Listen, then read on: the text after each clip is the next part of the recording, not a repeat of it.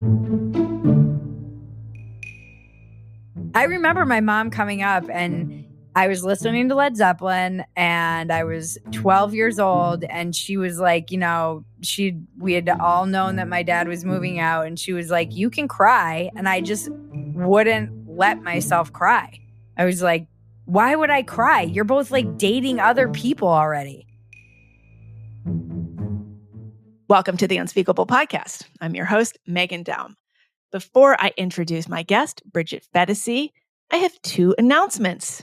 The first is that the Unspeakeasy School of Thought, that is the official educational wing of the Unspeakeasy, a co-ed institution, is offering 3 writing courses this fall. I'm officially announcing them now.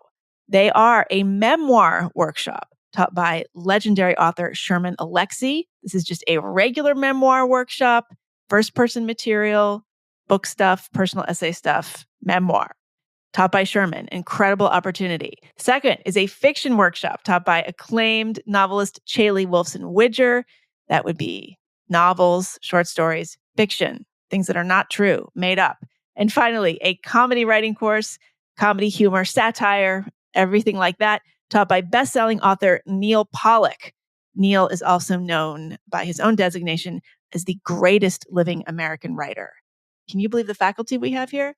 These courses will run for 8 weeks on Zoom. They will start the week of September 16th, and you can find out how to apply by going to theunspeakeasy.com and pulling down the School of Thought menu.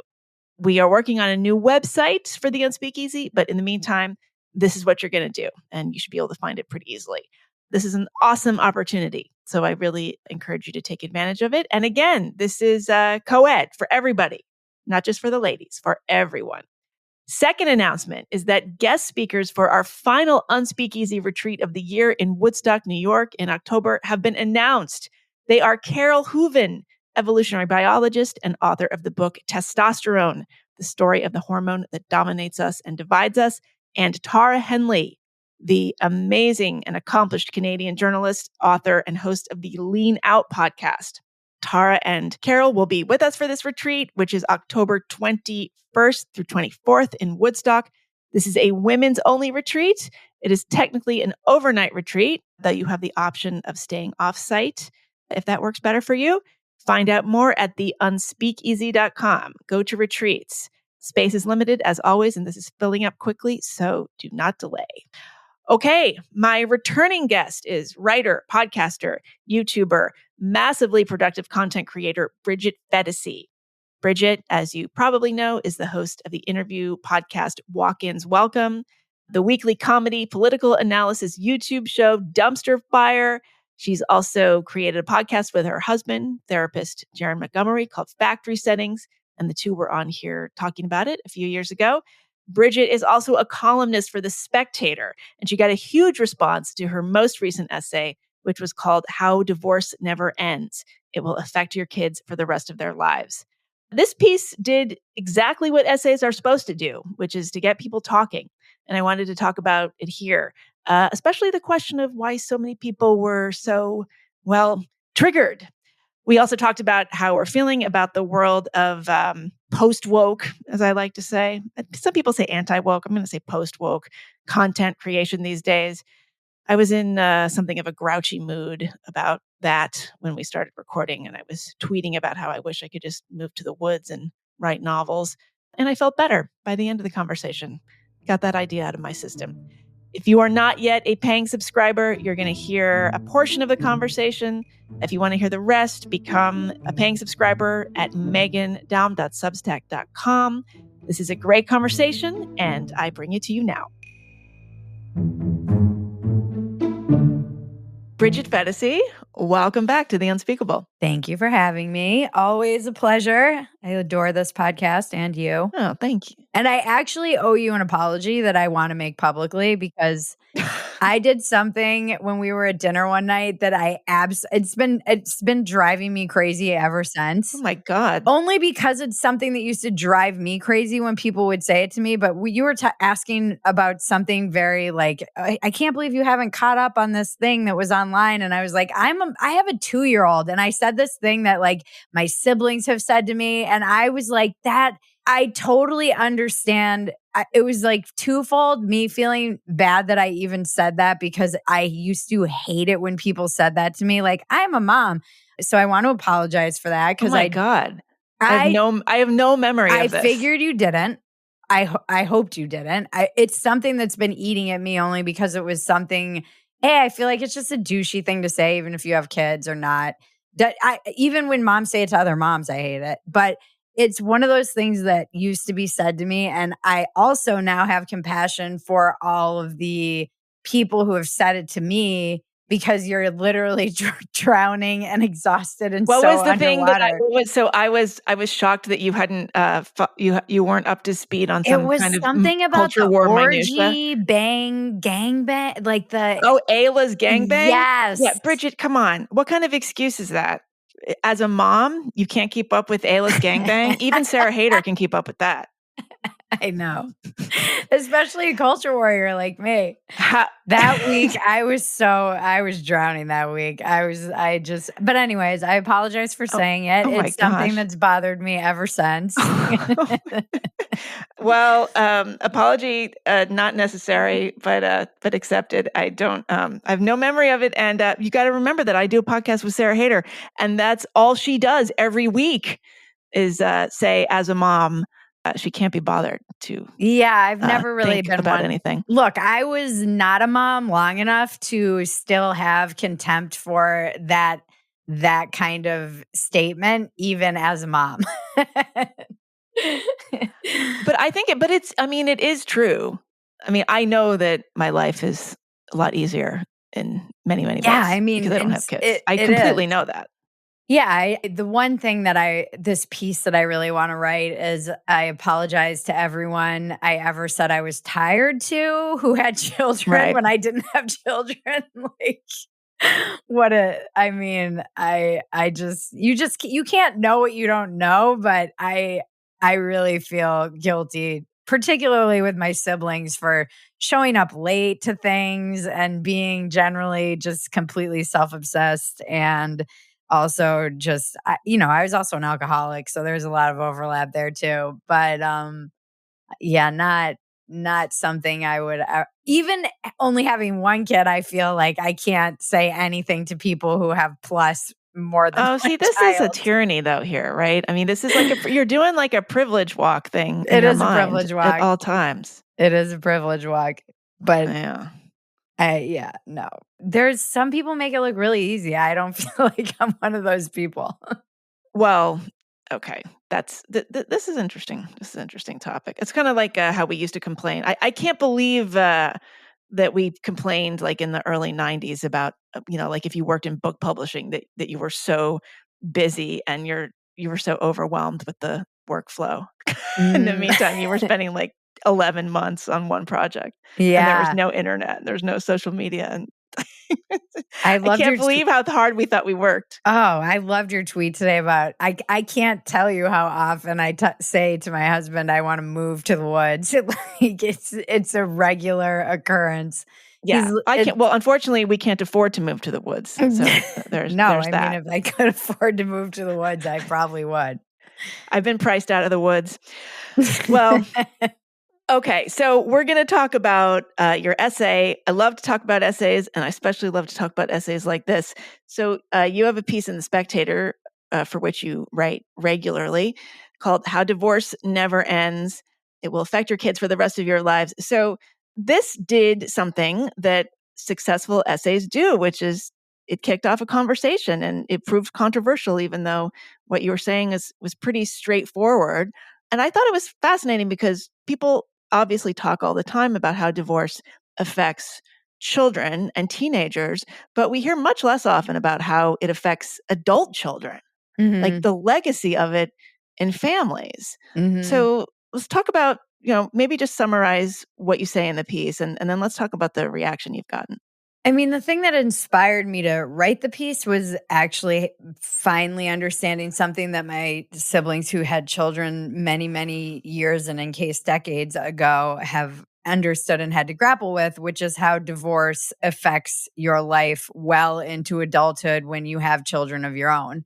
And being married to someone who also comes from divorce, that feeling is exponential. There's grandparents who all want a piece of the grandchild, and everybody has their own issues still that are unresolved, or people can't be in the same room together, or we can't all be at the same barbecue. So you're running around trying to appease all of these different sets of parents and step parents. And it was a moment of frustration where I was looking at my husband like, how are we still taking care of these people emotionally? We're in our 40s. Yeah. This is ridiculous.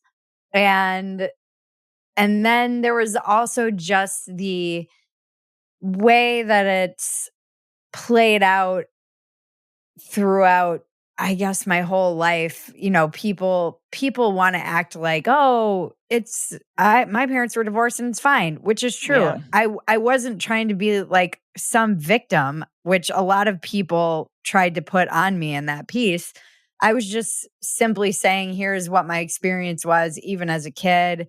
And then, yes, there is still some resentment that comes up in certain moments, like when I think about lost potential that could have been because of a split family. When I think about just logistically how stressful it was as a child, or just the fact that your parents, the other thing that really seemed to resonate was this idea that you become like a third wheel in both of your parents' new relationships.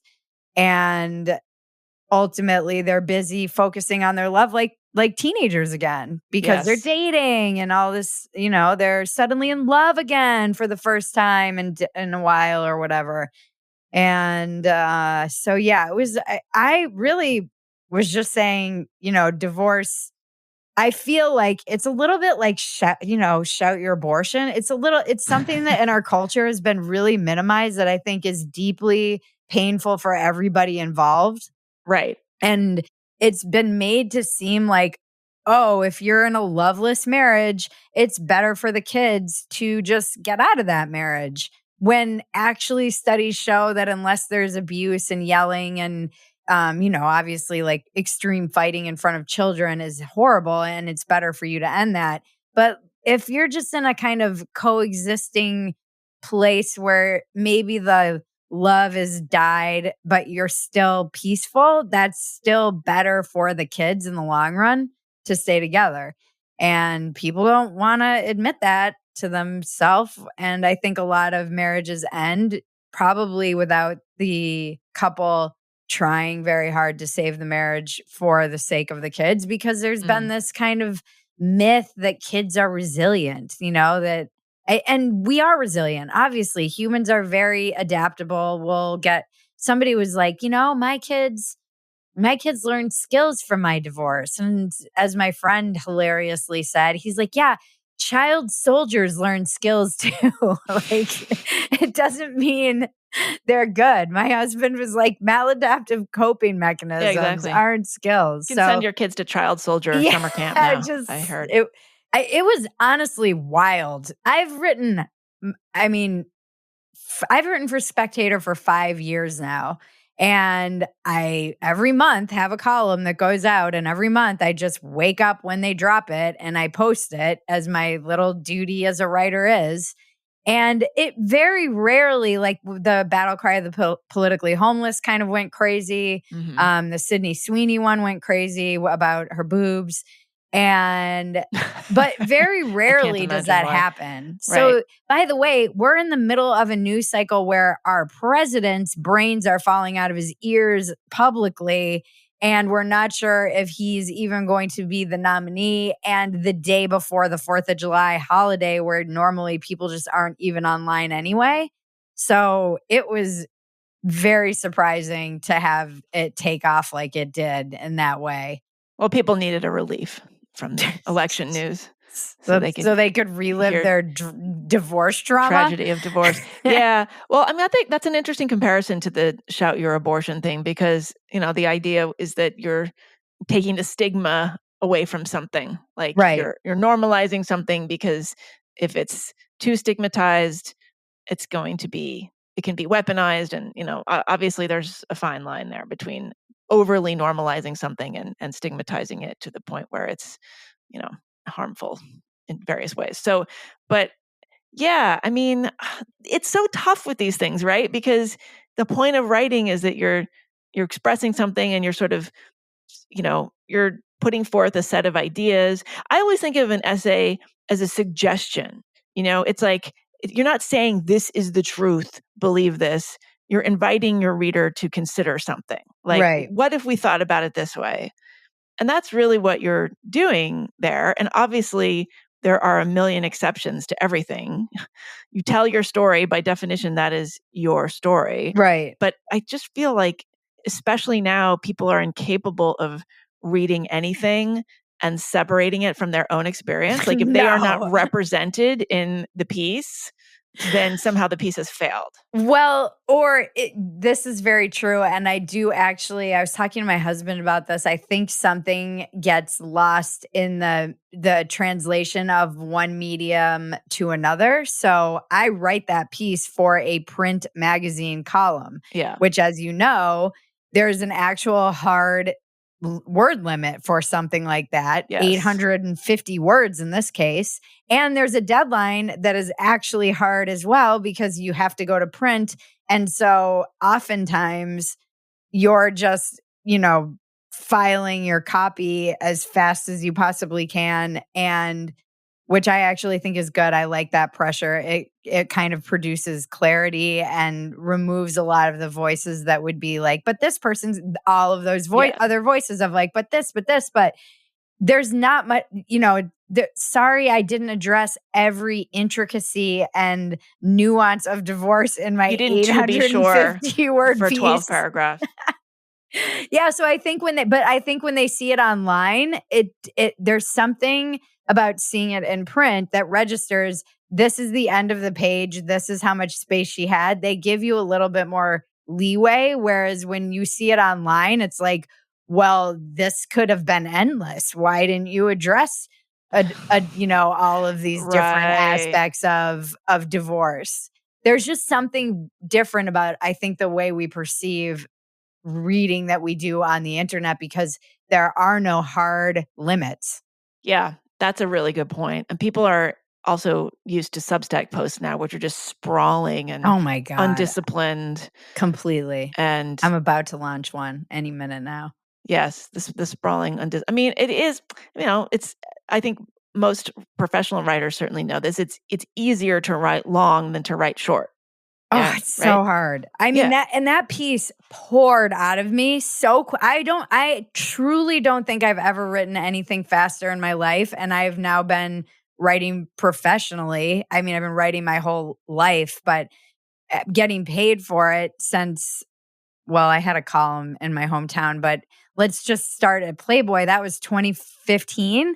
I really don't think in almost 10 years, anything has come through my soul faster than that piece did. I sat down. I was like, hey, I've been thinking about this. And he's like, oh, I like that. My editor's like, let's run with it. And 45 minutes later, I was like, here you go. Wow.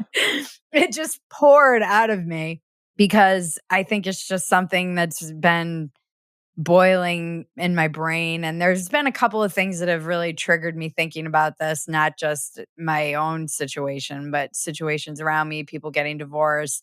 I had an in-law who got divorced and like a cousin who got divorced, and she was kind of she was like celebrating it on social media. Did she have a divorce party? Yes, her friends divorce did. Shower. And like, it was so gross. I was like, that was really the thing that I think in the like fuse that lit this keg of dynamite that was already sitting inside my brain about this piece. And because I'm like, you have kids, they can see this. So it's just so weird to me.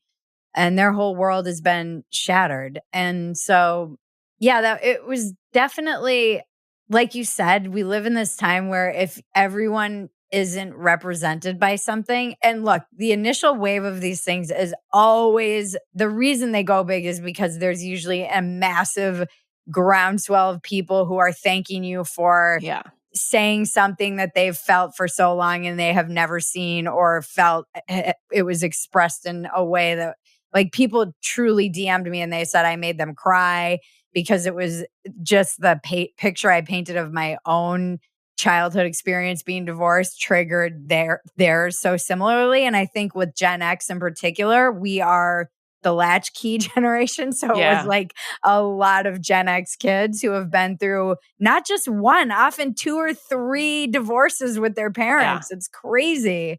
So they were the initial wave of people that I heard from, and their stories were absolutely heartbreaking in my comments and DMs and email. And then there's like always kind of the backlash where it's like, well, what about, oh, who says that I guess you can just stay married to a psycho? I guess what about when you're in a loveless marriage and, like you want to go bang your yoga instructor or whatever? It did seem like a lot of women. I know this is not necessarily representative, but the people who were kind of coping in my mentions the hardest seemed to be women who were feeling one way or another about my piece and how it didn't represent like how. And then on the wave of that is always like the conspiracy theorists, where now because no fault divorce is on the line, I don't know where this is the case, because I don't know if Yeah. this is just a fear or if it's something that's I actually think some very conservative lawmakers have floated these bills mostly as publicity stunts. I don't think there's any right. So people are like, traction. this is propaganda. She was paid by the evangelical Christian. I'm like, I how do you get in freaking on wish that? I'd be living in the woods if I had that kind of evangelical Christian propaganda money. I'm actually looking this up. 17 states in the U.S. are considered no-fault states for divorce. So I guess there are some states that still have fault divorce. Anyway, we can look at that later. Anyway, don't write in and correct us. Oh, all states recognize no-fault divorce, but there are true no-fault states versus sort of nominal no-fault Right. states. Okay, all right, that makes sense. Yeah, so I mean, I'm curious too, because I wonder how much of this is generational, and I don't know if you have the statistics. Like, is there less divorce happening now? Because I feel like what happened with our generation is like our parents were the first sort of cohort to get divorced kind of in these big numbers. And a lot of that was because like, at least my parents, like they sort of missed the sexual revolution. Like they were a little bit too old for that. Like my mother was a little bit too old for the women's movement. So like my parents got married in the 60s. So the sexual revolution and the women's movement comes along and they're already married and they've got kids and they're kind of stuck in this domestic paradigm, and they're kind of watching all this stuff around them and feeling left out. And I think that, I mean, I'm not talking about my parents in particular. That wasn't their particular Right. pathology. But like, certainly I saw this in a lot of my friends and people I know, like their parents are just like, oh no, we got to get in on this because we feel that we were sort of unfairly pressured by society to get married and start families. And now the rules have changed. And so we need to kind of correct here. We're allowed to get a do-over. And so you start to see this. But I wonder if now that we have people who can get married a little later or they don't have to get married, it's more of a conscious choice, if we're seeing less of that. Right. I think the divorce rate has gone down, although I'm not sure how much of that is because the marriage rate has gone down, I feel like. Yeah.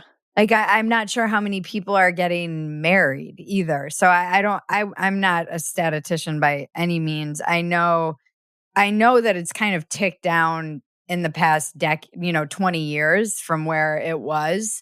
I feel like I read somewhere too that boomers have the only divorce rate that's increased because they're on second and third marriages.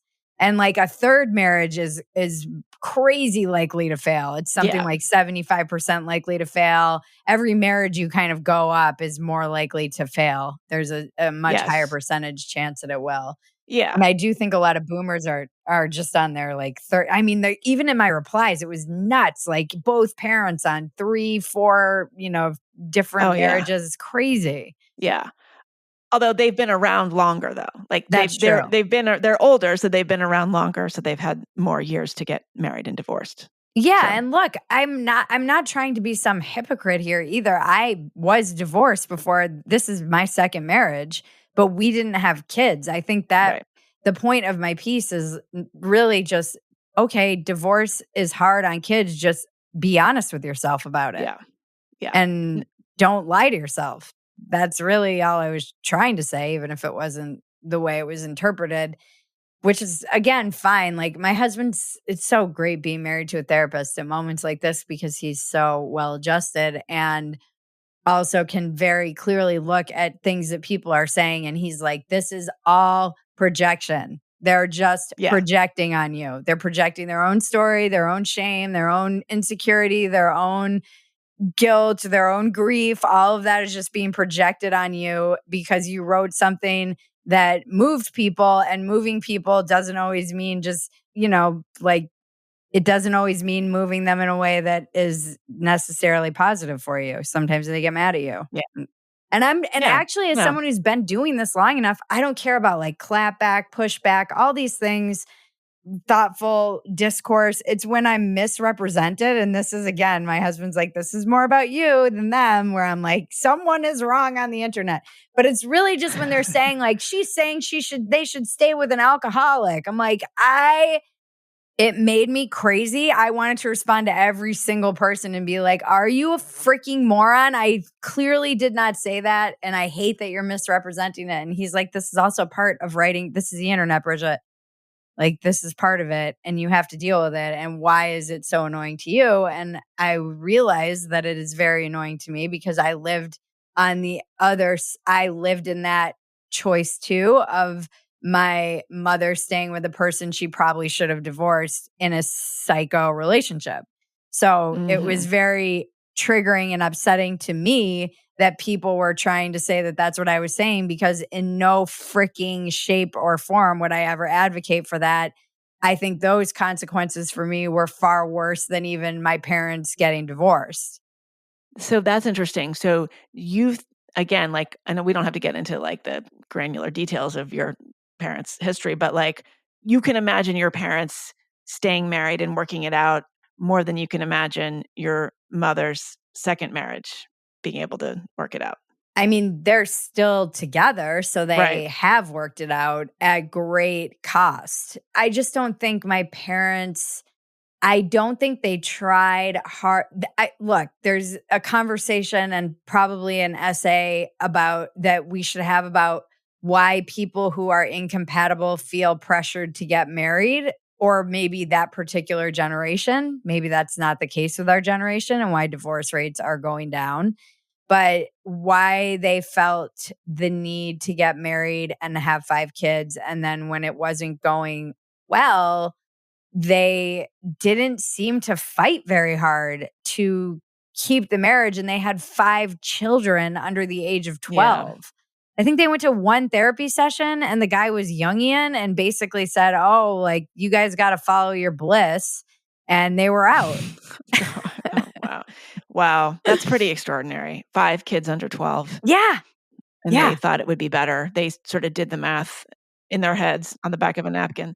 And again, perhaps this is because I now have the benefit of knowing what a truly psychotically toxic relationship looks like, that I can say, oh, their marriage wasn't that bad. And I'm sure my mom has a different perspective on this, but just comparing the two, being the oldest, I remember their marriage and they fought like normal couples fight occasionally, but it certainly wasn't anywhere near levels of toxicity and abuse and violence and insanity that we were then witness and subject to in the second marriage. So I'm not sure if that clouds my perspective of their marriage because it got so much worse. Right. Like, I don't know if she had stayed like a really hardworking single mom devoted to her kids, if I would have been like, yeah, you should have gotten out of that, mom. That was bad. Or if it's just my perspective is being clouded by my dad basically going AWOL and my mom with his new girlfriend and my mom entering into a just very dysfunctional relationship with a mentally ill person. Yeah. I mean, one of the things I saw a lot in the comments in your piece is just, an emphasis on if you have kids and you're going to get divorced, it is absolutely crucial that you do not bring other people into the house, like romantic partners into the house. Like basically if you're going to do this responsibly, you need to make a commitment from the start. Basically not to date, or at least not. That was a portion of my conversation with Bridget Phetasy. If you want to hear the rest, go to meghandaum.substack.com.